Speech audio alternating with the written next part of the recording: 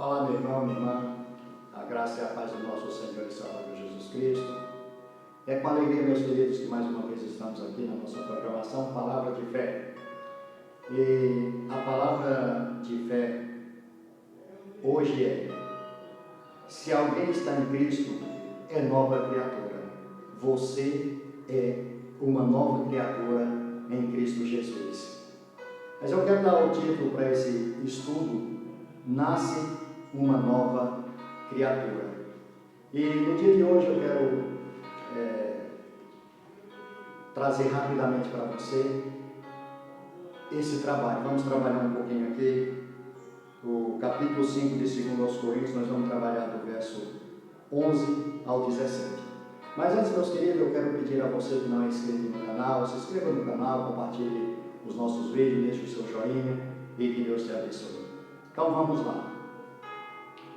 Capítulo 5, segundo aos Coríntios, o verso 16, diz assim: e se alguém está em Cristo, é nova criatura, as coisas velhas se passaram, eis que se fizeram novas todas as coisas. Meus queridos, quando nós, geralmente quando vemos pregação nesse sentido, sobre esse texto, nós vemos geralmente os pregadores colocando, que se você, como se você tivesse tentado algo no passado e não deu certo, você fez uma investida, você fez uma empreitada e não deu certo, e agora tudo vai se fazer novo, tudo se fez novo, porque agora sim você vai ter êxito na sua empreitada, porque tudo se fez novo. Da mesma forma, a gente vê, quando se trata de Ageu 2, o verso 9, a glória da segunda casa será maior que a primeira, nós podemos ver que não se faz uma exegese do texto, nem tampouco uma hermenêutica. Mas nós vamos ver aqui o que Paulo trata nesse capítulo, afinal. No capítulo 5 desta carta, Paulo trata, entre outras coisas, a defesa do seu apostolado, que está sendo atacado pelos falsos mestres que se infiltraram em Coríntios. Esses eram judeus oriundos de Jerusalém, portanto autênticos judeus. Eles buscavam fazer com que os cristãos que não eram judeus se fizessem judeu com o pretexto de se tornarem melhores. Ou seja, eles já faziam um julgamento de que o fato da pessoa obedecer aquilo, seguir a religiosidade judaica, a pessoa se tornaria melhor. E para isso eles tentavam destruir o que Paulo havia pregado em Coríntios. Diziam que Paulo era louco em pregar que a salvação se dava por meio de Jesus Cristo, e tão somente isso era suficiente, que não precisava da lei de Moisés. Eles diziam que Paulo era um judeu desviado e que os sofrimentos de Paulo se davam por conta dele não ser um homem de Deus. E ainda questionavam como podia Deus ser com alguém que passava por tantos sofrimentos. Então Paulo faz dois apelos aos coríntios. O primeiro é que eles o recebessem como ministro de Deus e se reconciliassem com Deus por meio do seu ministério. E nós sabemos que o ministério de Paulo era totalmente cristocêntrico, não havia desvio. E o segundo apelo que Paulo faz é que não dessem lugar aos falsos mestres, se desviando da verdade por ele pregar. Interessante, meus irmãos, meus amados, o que mais temos visto nos dias de hoje são falsos mestres, são hereges e são mercenários. E nós vamos tratar aqui o verso de número 11, diz assim: assim que, conhecendo o temor do Senhor, tentamos persuadir os homens, o que somos é manifesto a Deus, e espero que nas vossas consciências sejam também manifestos. Paulo ele está mostrando aqui a importância que nós temos como servos como homens e como mulheres de Deus, porque cada um de nós iremos dar conta das nossas obras aqui. Nós vamos ver isso em 1 aos Coríntios, 1 aos Coríntios, o capítulo de número 1, no verso 18, diz assim, ó, pois a palavra da cruz,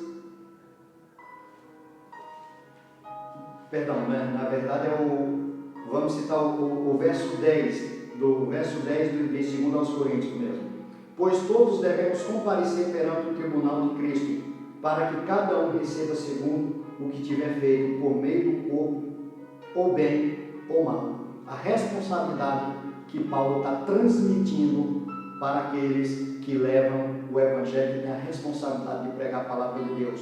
O verso de número 12 diz assim: não nos recomendamos outra vez a vós, mas damos-vos a oportunidade de vos gloriardes por nossa causa, para que tenhais que responder aos que se gloriam na aparência, e não no coração.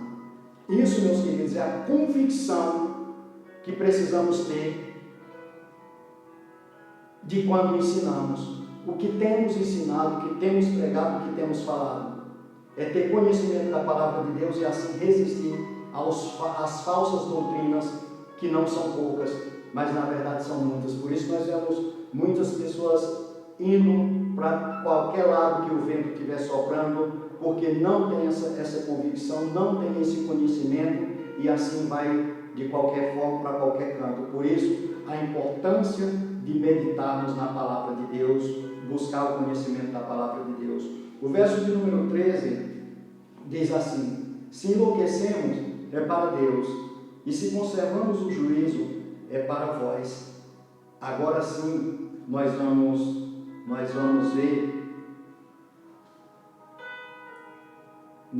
ver o verso 18 de 1 aos Coríntios, do capítulo 1, que vai dizer assim, ó: pois a palavra da cruz é loucura para os que perecem, mas para nós que somos salvos é o poder de Deus. Louvado seja o nome do Senhor e Salvador Jesus Cristo. Então, muitas das vezes, as pessoas escutam uma mensagem como essa e taxa de louco, taxa de fanático, mas se você é taxado de fanático por achar, ou até mesmo ser acusado de louco por causa da palavra de Deus, não fique triste, porque eu posso dizer para você que isso mostra que você está no caminho certo. O verso de número 14 vai dizer assim: pois o amor de Cristo nos constrange, julgando nós isto, um morreu por todos, logo todos morreram. Aquele que nasceu de novo, aquele que nasceu em Cristo Jesus, ele está morto para esse mundo, ele está morto para o pecado.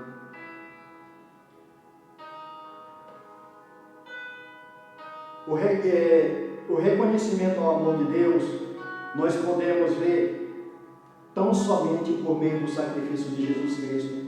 E como podemos ter esse conhecimento? Como podemos reconhecer? Olhar para nós mesmos e enxergar que somos por natureza pecadores. Olhar para Cristo e enxergar um amor tão profundo que nos deixa constrangidos. Nós precisamos ter isso no nosso coração. E nós podemos ver que isso não tem acontecido, porque nós vemos Jesus sendo tratado de qualquer maneira, é chamado de você, é chamado de um cara, e por aí vai. Mas eu já quero deixar aí para você, depois você lê Isaías capítulo 5, Isaías capítulo 6, versos 2 e 3. O verso de número 15 vai dizer assim: e ele morreu por todos, para que os que vivem não vivam mais para si, mas para aquele que por eles morreu e ressurgiu. Ele não morreu apenas por um, mas ele morreu por todos. Inclusive, meu querido, pensar que você está assistindo aí e se achando um nada, se achando um coitado, se achando que você não tem valor algum. você pode até não ter valor nenhum para a sociedade, talvez até para os seus familiares, mas para Deus você é de grande valia.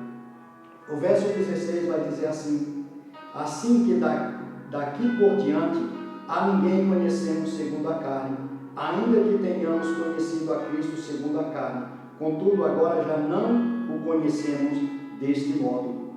E eu faço uma pergunta: como você tem enxergado a Cristo? Como um homem comum? Como o gênio da lâmpada? Como o Papai Noel? Ou como Deus Todo-Poderoso, Criador dos céus e da terra? Um Deus que não existe impossível, que tudo pode e te garante a vida eterna. Nós podemos ver que Paulo aqui, por isso que Paulo, nós vamos fechar aqui o 17, por isso que Paulo fecha dizendo dessa forma, porque Paulo, outrora, ele olhava para Cristo como uma pessoa comum, como um homem comum, até mesmo como uma pessoa que veio desafiar a sua fé, mas agora já não mais. Então nós vamos ver o 17 que diz assim: portanto, se alguém está em Cristo, nova criatura é. As coisas velhas já passaram, tudo se fez novo. Então você veja que esse versículo ele trata exatamente da maneira como ele enxergava a Cristo e da maneira como ele enxerga agora. Agora ele diz que tudo se fez novo.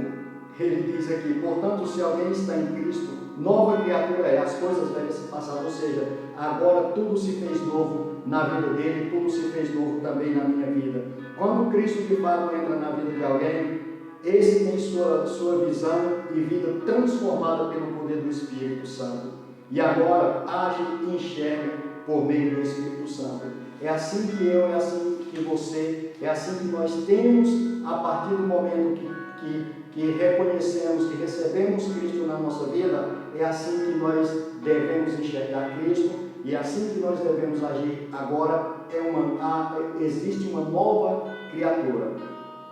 E aqui eu quero fazer uma pergunta para deixar, uma pergunta para reflexão. Você, eu, nós somos nova criatura? Então veremos se nossos atos condizem com a palavra de Deus. Se não, precisamos nos voltar com urgência para a palavra, nos arrependermos e pedir perdão, e assim seguirmos rumo ao alvo. E eu pergunto: nós somos imitadores de Paulo? Sofremos pelo Evangelho? Nós vamos ver, vou deixar aí para você anotar, Filipenses 3, verso 17.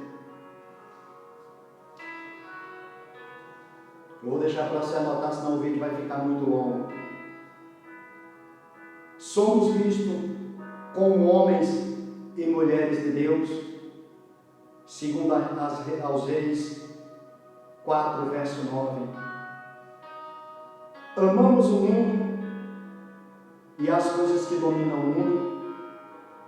1 de João 2, verso 15.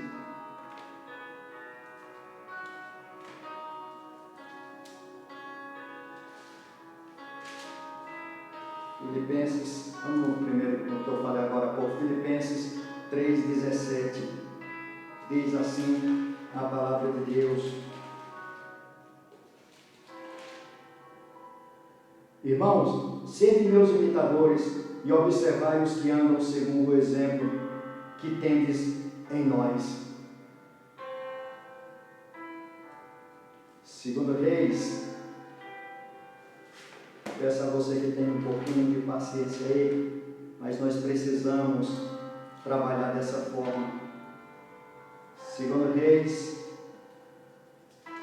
4:9 diz assim: disse ela a seu marido: vejo que esse que passa sempre por nós é santo homem de Deus. Louvado seja o nome do Senhor Jesus Cristo. Vamos aqui na 1 de João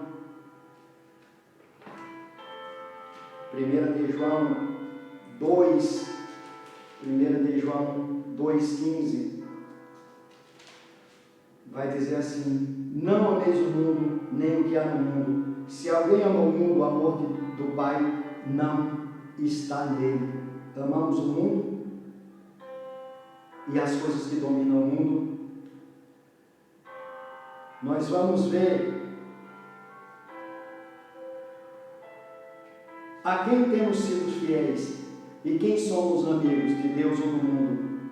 Nós vamos ver aqui Tiago 4:4 vai dizer assim, Tiago 4:4 vai dizer assim: adúlteros e adúlteras, não sabeis que a amizade do mundo é inimizade contra Deus? Portanto, qualquer que quiser ser amigo do mundo constitui-se inimigo de Deus. Então nós precisamos nos apegar a isso. Quando Deus olha, enxerga alguma diferença entre nós e o mundo, com quem temos nos parecido. Nós vamos ver aqui Malaquias 3:18, que vai dizer assim, Malaquias 3:18, que vai dizer assim: então vereis outra vez a diferença entre o justo e o ímpio, entre o que serve a Deus e o que não serve. E agora, meus queridos, eu faço a pergunta novamente: somos de fato uma nova criatura? E para fechar, eu quero ler aqui com você a 1 de Pedro, capítulo de número 1. 1 de Pedro 1, eu quero ler o 13:16, que diz assim: portanto, estando com a mente preparada, sede sóbrios e esperai inteiramente na graça que vos oferece na revelação de Jesus Cristo. Como filhos obedientes, não vos conformeis com as concupiscências que antes tinhais na vossa ignorância. Antes, porém, como é santo aquele que vos chamou, sede vós também santos em todo o vosso procedimento, pois está escrito: sede santos, porque eu sou santo. Louvado e engrandecido seja o nome do nosso Senhor e Salvador Jesus Cristo. Esse é um pequeno estudo que nós tínhamos no dia de hoje para as nossas vidas, do livro de 1 e 2 aos Coríntios, o capítulo de número 5.